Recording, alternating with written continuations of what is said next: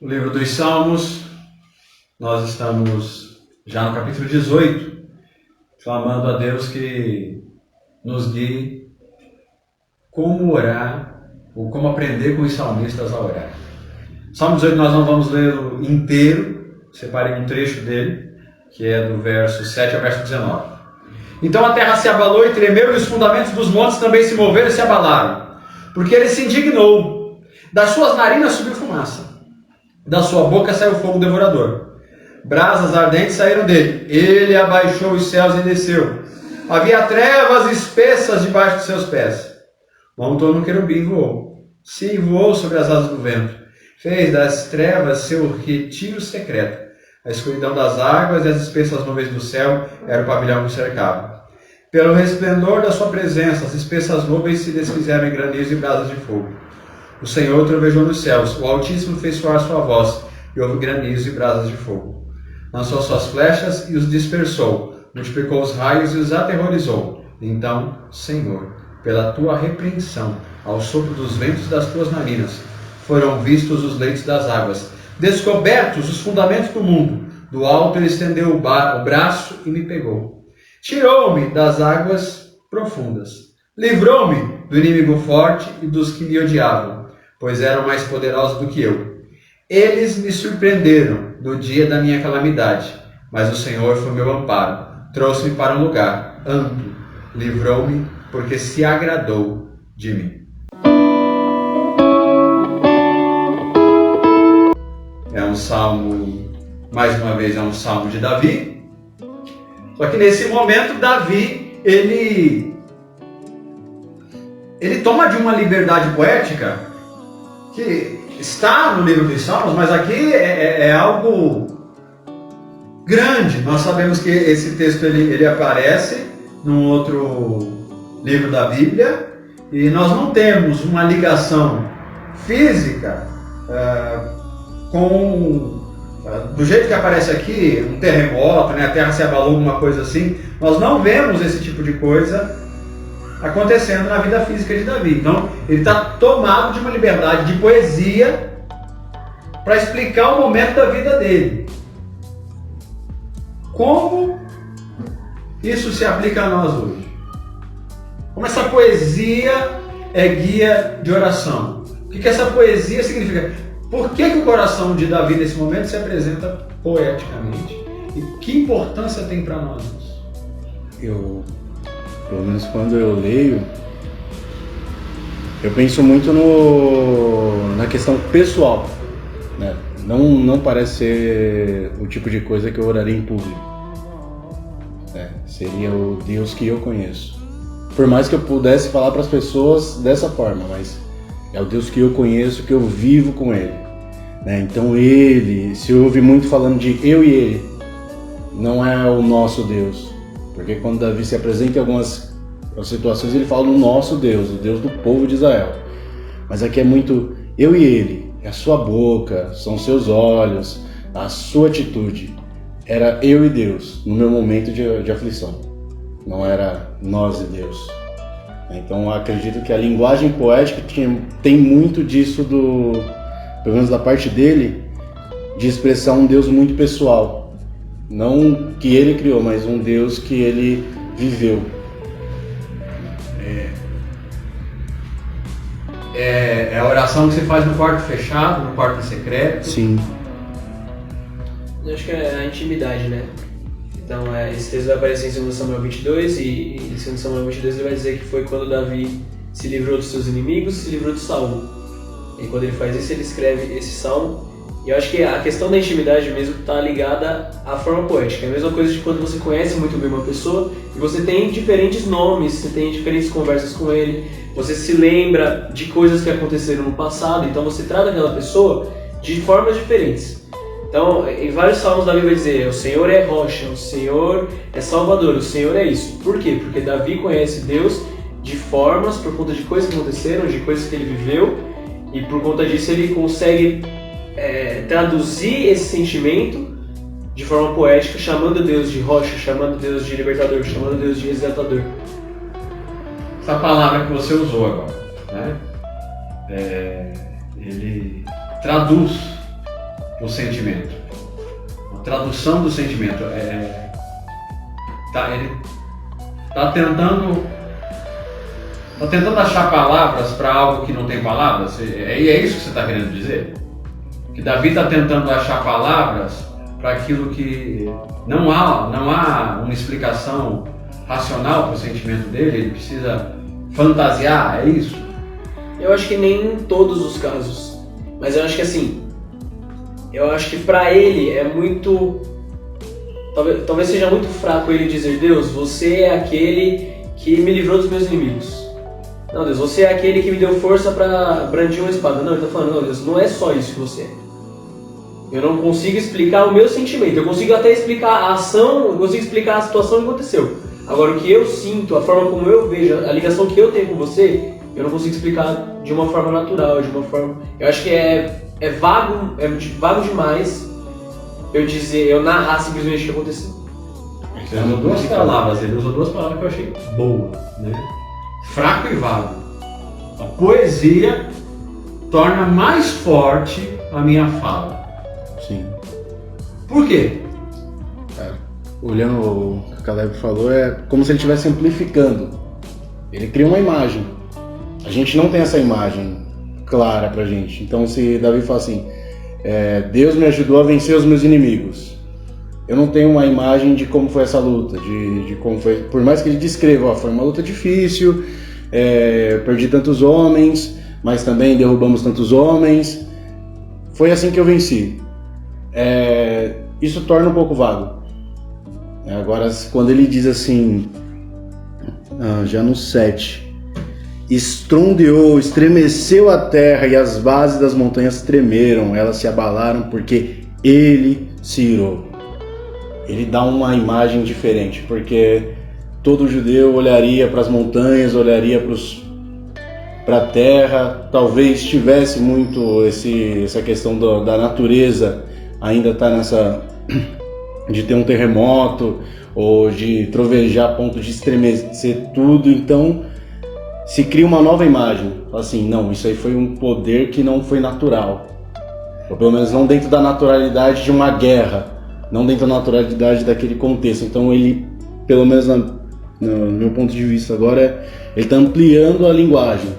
Tá ampliando a ideia. A gente tá discutindo algo que está bem distante da gente, a poesia hebraica, né? Teria algo assim hoje? Tem, vocês três são músicos, teria algo assim no ambiente de música hoje? Teria gente que se expressa assim? Sim. Não tanto nessa música mais jovem, mas a gente tem na poesia brasileira, né? A poesia brasileira tem muito dessa ideia de ampliar a ideia ou de esconder a ideia. A gente tem na verdade a poesia portuguesa também, de Camões, quando ele vai falar do amor. Esse dia eu tava em casa, né, na quarentena, né? Aí comecei a ler Canção do Exílio, né? Minha terra tem palmeiras, onde, né? Então eu fiquei, rapaz, eu entendo esse cara hoje. Eu acho que no meio da igreja, a gente ainda tem alguns, por exemplo, eu gosto muito do Marcos Almeida, eu gosto muito, por exemplo, de Resgate, eu acho que são duas áreas onde eles falam muito. E a gente até conversa quando a gente vai sentar para conversar, tipo, esse tipo de música aqui eu não conseguiria trazer para a igreja. Por quê? Porque é uma música que ela vai usar de poesia para falar coisas que, se você parar, se você pensar, você vai entender, mas é muito pessoal. É muito pessoal. E eu acho que talvez isso a gente tenha perdido muito.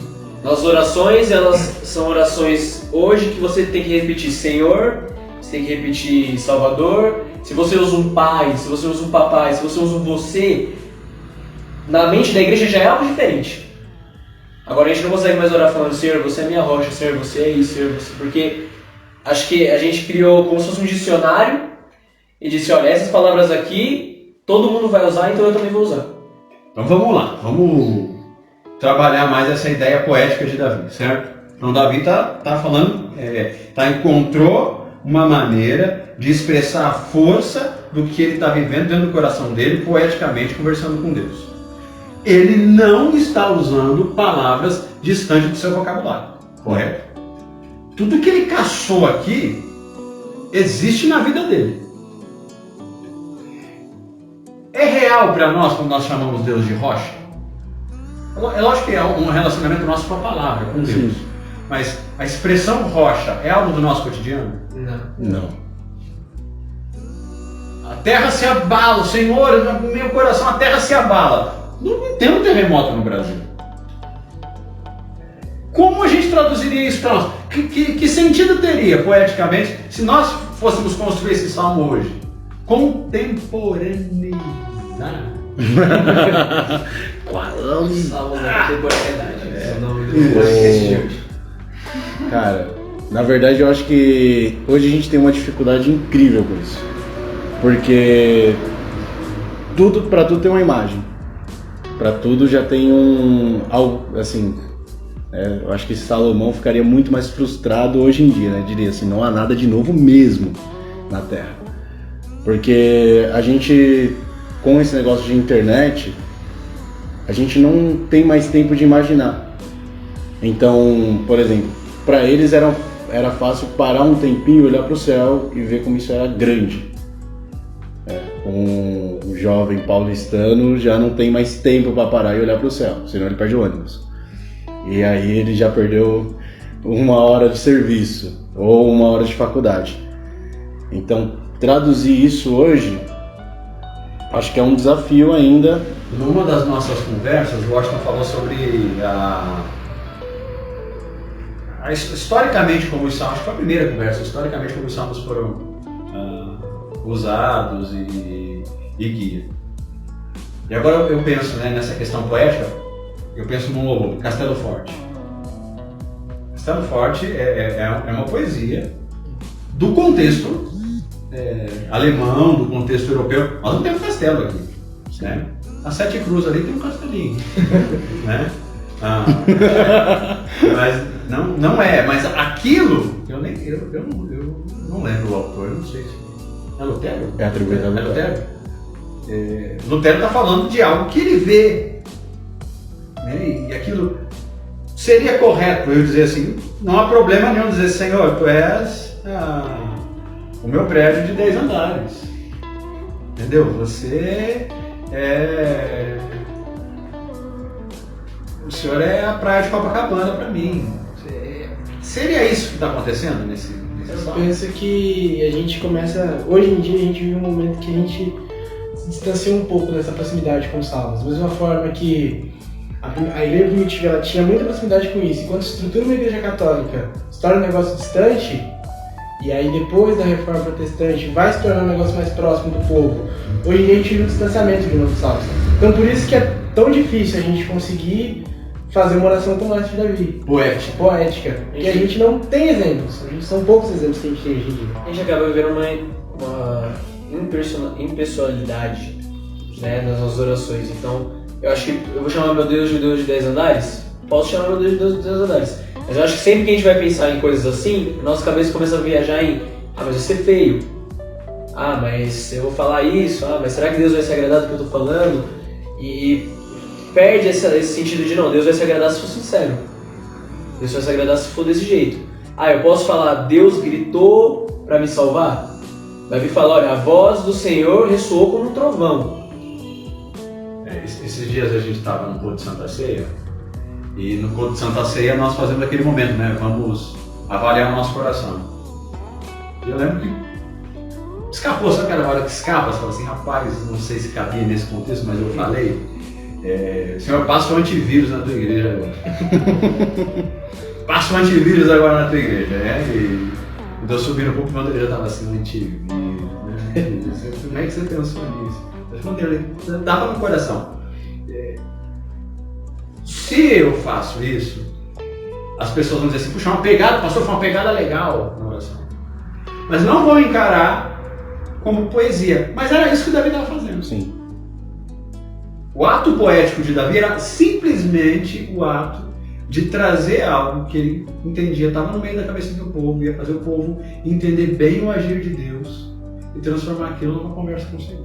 É porque quando a gente olha poesia hoje, aí vai até que a poesia se tornou algo distante para a nossa geração. que não é algo tão presente assim a escrita no geral, né? Não só a poesia, a escrita no geral. Tem mais de 140 caracteres, ninguém lê, né? Então já é um fato. Então quando as pessoas acreditam, falam assim, não, vamos ser mais poéticos, se a gente dá uma instrução dessa, sejam mais poéticos, elas vão entender que seja mais abstrato, né? E não, para Davi, ele não estava sendo abstrato, ele não estava tipo, juntando palavras e tentando encaixar aquilo num contexto estético, porque é assim que se pensa a poesia normalmente, numa estética. Ele estava tentando colocar um Deus grandioso em palavras. E aí... Senhor Deus e Davi me perdoem se eu falho na minha interpretação, mas Davi estava sendo um repentista. Sim, eu ia falar justamente sobre isso. Talvez a gente consiga entender, ver uma oração dessa, ou até uma pregação mais poética no Nordeste, no interior do Nordeste, porque as pessoas, né, por eu ter família de lá, não se dão a esse tipo de tecnologia, no sentido assim, não... De verdade elas rejeitam esse conteúdo fácil, elas gostam daquilo que é mais puro. Então no Nordeste existe uma maneira de falar muito regional, né? Você vai ter de cidade para cidade, de estado para estado, algo muito genuíno. Então talvez você consiga ouvir, né, sobre Deus de uma maneira diferente, né? Sobre Jesus sendo um cabra forte. É isso, você não vai ter essa ideia de, não, vamos usar... Não, Jesus tem que ser retratado de uma forma... a ideia de reverência, mas aquela reverência europeia. A gente trouxe isso e a gente tenta levar isso como... Davi tem reverência, ele é reverente, mas ele não é distante. Não é distante. E é justamente volta aquele negócio, é eu e ele. Não tem como ser nós nesse momento. Para essa oração ser genuína, eu tenho que ter realmente uma intimidade com Deus. Eu preciso desenvolver um relacionamento onde eu não estou criando uma máscara, eu não estou deixando Deus me enxerga como esse homem santo. Não, Deus enxerga todas as minhas falhas, todas as vezes que eu fraquejei, e talvez até por isso ele seja incrível, que apesar de tudo isso, ele estava ali naquela batalha, naquele momento difícil, e o que ele fez foi extraordinário. E aí eu preciso expressar isso de alguma forma. As pessoas que falam assim, Jesus é lindo. E tem pessoas que estão falando isso aí de uma forma, cara, muito sincera.